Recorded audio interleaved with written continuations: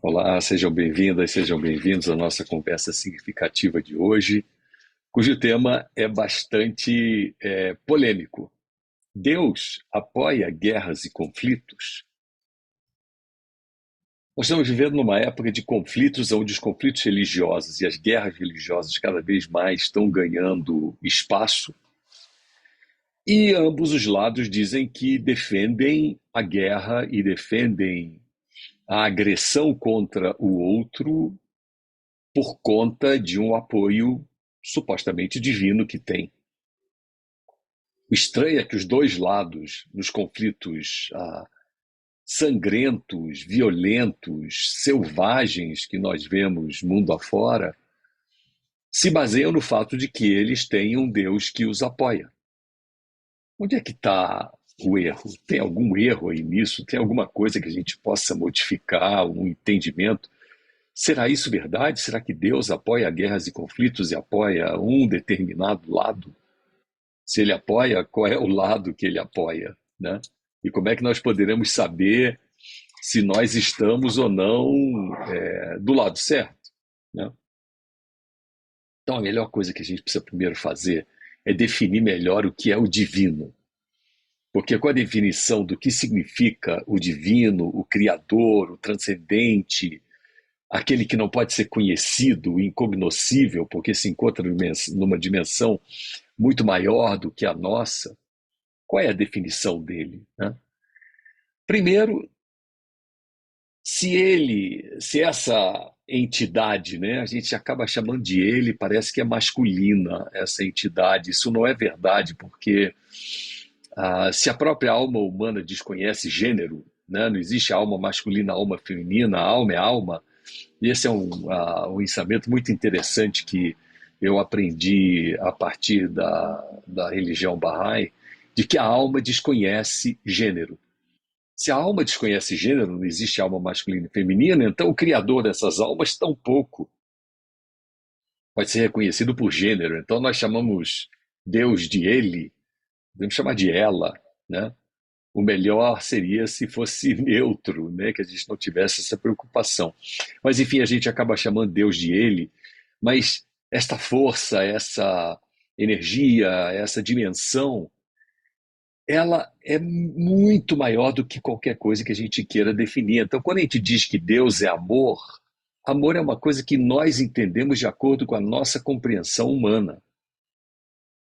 Então, Deus é muito mais do que amor. Se eu disser que Deus é bondade, se eu disser que Deus é força, é energia, é beleza, é poder, tudo isso são definições que eu trago a partir da minha compreensão limitada. São palavras, são sentimentos que estão na dimensão do meu entendimento humano. Então, toda vez que eu tento definir o que é o ente divino, né, esse ser divino, eu vou acabar me limitando à minha própria incompreensão e à minha própria finitude. Mas se ele é o infinito, se ele não é o contido, mas aquilo que contém a tudo, então as minhas definições são muito falhas, né? Mas eu posso tentar entender o divino a partir de uma percepção das suas manifestações, como ele se manifesta na dimensão humana. Então, sim, ele se manifesta como amor, como compaixão, como misericórdia, como sabedoria, como inteligência. Mas essas são as manifestações das qualidades divinas na forma como nós podemos compreender. Muito bem, então, esse ser que contém e não é contido, porque se ele fosse contido, ele seria a criação de alguma outra realidade, ele é o criador das realidades, de todas as realidades, né? Nós não podemos conhecê-lo na sua essência, nós vamos conhecê-lo pelas suas qualidades. Esse é o ponto, né? Uma coisa é conhecimento de essência, outra coisa é conhecimento de qualidades. Eu posso dizer que eu conheço o que é uma laranja na sua essência? Não, eu conheço as qualidades. Eu sei que ela é cor laranja, que ela tem uma pele rugosa, que ela é em formato de uma esfera, que ela tem um cheiro, que ela tem um sabor. Mas o que é essência laranja? Eu não consigo dizer. Eu só sei dizer quais são as qualidades dela. Então, nesse plano de existência, nós somente entendemos as qualidades, não somos capazes de entender a essência. Quando nós dizemos que a essência de uma rosa é o seu perfume, mas o que é a essência do perfume? Eu vou ter que voltar atrás, e eu não consigo definir, né? Então, eu não penetro na essência divina. Eu somente sou capaz de reconhecer as suas qualidades. E essas qualidades, elas são ah, universais, elas atingem todo o universo, elas não têm, digamos, uma destinação a um determinado planeta, uma determinada dimensão, elas se irradiam o tempo inteiro. Porque se o amor divino, como nós conhecemos, essa qualidade, parasse de irradiar, coisas como a atração gravitacional, a atração química, que são manifestações desse amor essencial, elas deixariam de existir e toda a realidade deixaria de existir. Então, essas qualidades, elas se irradiam, elas penetram todas as coisas. E elas não têm um destinatário privilegiado ou prioritário. Se elas não têm um destinatário privilegiado ou prioritário, nem em tempo, ou seja, desde o princípio que não tem princípio até o fim que não tem fim, essas qualidades estão sempre presentes no universo inteiro, porque o ser criador é aquele que contém, ele não é contido. Então, se ele é o que contém toda a realidade manifesta as suas qualidades. E nessa a percepção de que não há nenhum destinatário privilegiado das qualidades divinas, ou seja, nenhuma população, nenhum ser, nenhum planeta, nenhuma dimensão das infinitas dimensões que existem no universo, aí a gente já está indo para o campo da matemática pura, né? E tentar entender o que significam infinitas dimensões. A realidade não se restringe a essa realidade. Todas essas infinitas dimensões constantemente, ininterruptamente, continuamente recebem as fragrâncias, o perfume dessas qualidades que nós mencionamos, que nós somos capazes de detectar naquilo que nós podemos dizer que é o ser divino. Então, todo mundo recebe. Então, se não há um destinatário privilegiado, nenhuma realidade, seja ela humana ou de qualquer outra sorte, pode dizer que ela tem acesso privilegiado ao divino. E a raiz dos desentendimentos das religiões está exatamente aí. A raiz é essa. É que, equivocadamente, seres humanos não entendem que eles são os destinatários sem privilégio de todas as qualidades divinas, eles as recebem e podem manifestá-las e podem ah, espelhá-las de uma forma perfeita e se tornarem o próprio Deus.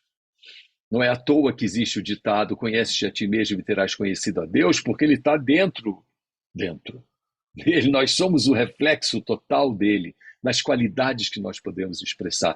E se, portanto, nós espelhamos essas qualidades, não existe acesso privilegiado de ninguém ao divino, acesso exclusivo de ninguém ao divino.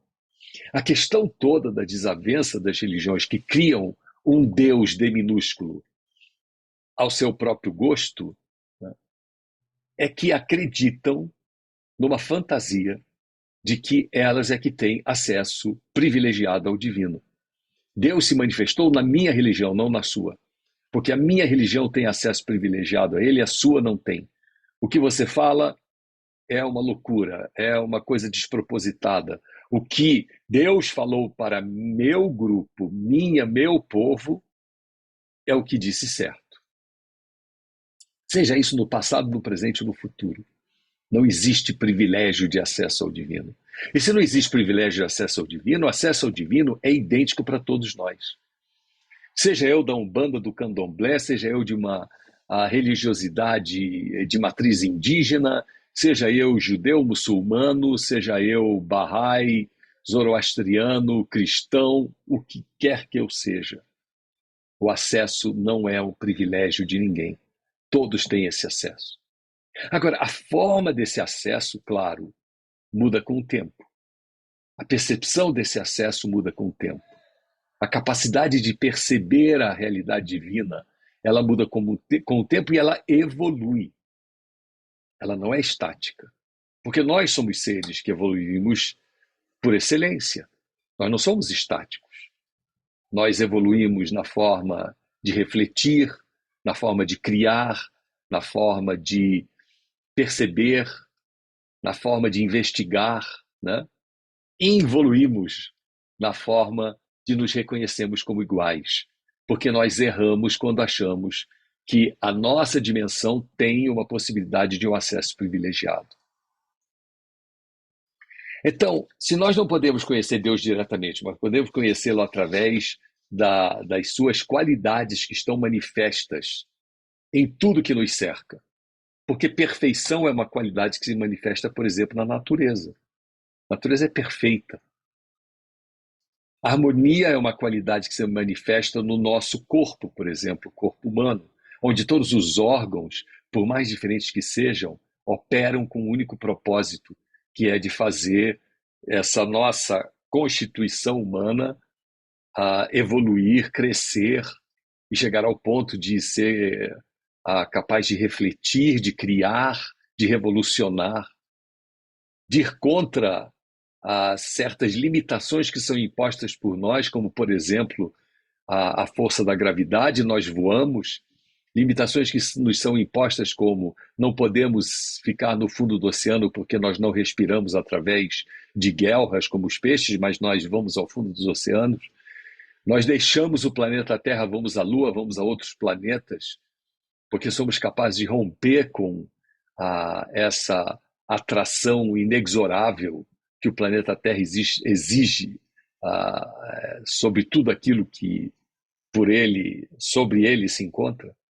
Então, essa capacidade de nós nos tornarmos deuses, no sentido de sermos criadores, co-criadores, isso é fantástico. No entanto, nós estamos perdendo isso, porque nós nos prendemos a uma quimera, que é achar que nós temos acesso exclusivo àquele que é o Criador universal, que não tem dono, ninguém é dono do divino. Mas, tragicamente, a religião organizada, ela se prestou a esse desserviço à humanidade.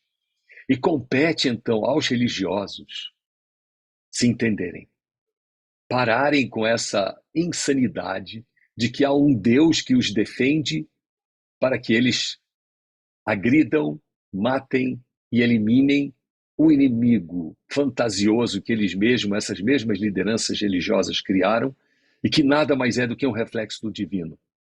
E esse inimigo fantasioso, ele também acha, de uma forma imatura, de que ele é capaz de alcançar o acesso ao divino através de um mérito próprio, que outros não têm esse mérito.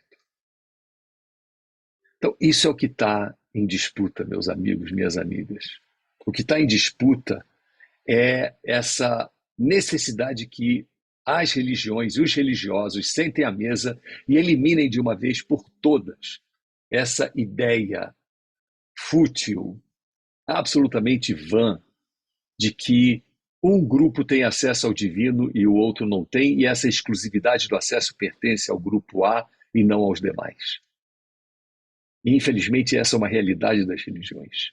As religiões falam em unirem-se, em trabalharem em conjunto, mas sempre com aquele olhar de desconfiança de que lástima, né? Você não tem acesso ao divino, mas eu tenho, porque Deus se revelou através do meu profeta, do meu mensageiro, do meu iluminado e não do seu.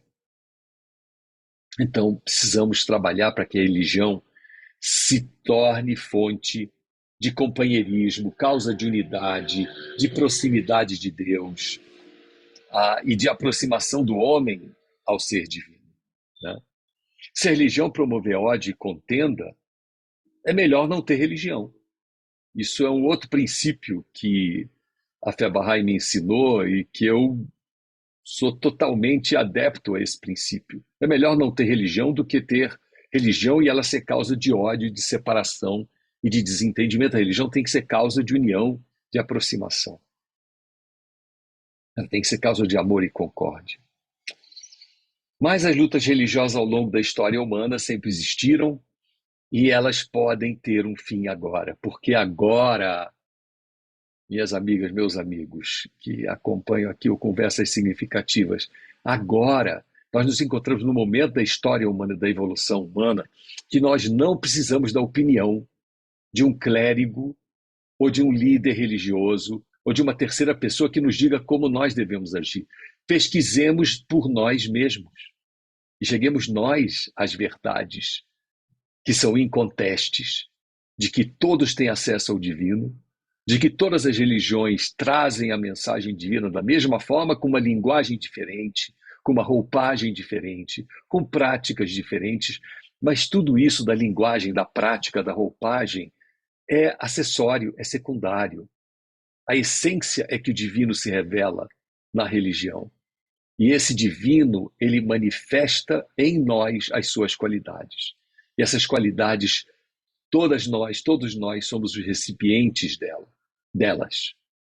Onde quer que nós estejamos, qualquer que seja o nosso nome, terráqueo, marciano ou o que seja, é o universo inteiro que recebe isso, porque ele não é contido, ele é quem contém. E quem contém irradia sobre tudo, sobre os infinitos universos infinitos que existem na realidade. Então, a aceitação de que nós compomos uma única humanidade decorre naturalmente dessa percepção. E nós somos, de fato, uma única família humana, que nós não temos distinções, nós podemos ter diferenças, mas essas diferenças não devem ser causa de distanciamento, mas sim serem causa de interesse e aproximação. Um jardim é bonito pela sua diversidade de cores das flores que contém. Um jardim homogêneo, só de flores brancas, é bonito, mas não tem a beleza de um jardim multicolor que espelha o arco-íris em todas as suas múltiplas cores e facetas. Nós somos essa humanidade multicolor, multifacetada, diversa, diferente, que tem compreensões diferentes, posicionamentos diferentes, mas nós constituímos uma única raça humana. Nós não somos diferentes em nada uns dos outros em termos da nossa essência. Por que eu digo aqui? A gente pode dizer qual é a essência humana. Essa essência nós podemos nos aproximar dela, porque essa essência é o nosso Criador. Então, em essência, nós somos o Criador, e em essência esse Criador está refletido em todas nós, em todos nós, e, portanto, nós somos um só. Por isso, a pergunta, será que Deus apoia a discórdia e as guerras, ou apoia uma determinada guerra, apoia um povo contra o outro? Claro que não. Isso é uma fantasia que tem que ser eliminada de uma vez por todas da realidade da existência humana. É isso aí. Muito obrigado.